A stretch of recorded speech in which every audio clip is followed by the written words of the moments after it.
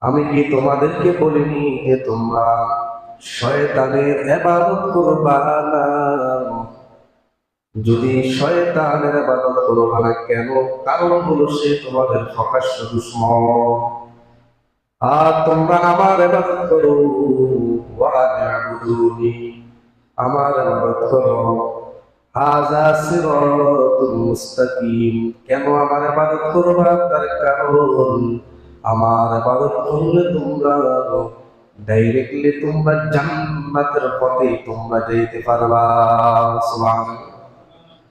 হাযা সিরাতুল মুস্তাকিম। এটা হলো এমন একটা রাস্তা, যেই রাস্তায় বান্দা যদি তুমি উঠে যাও, তুমি ডাইরেক্টলি জান্নাতে যেতে পারবা।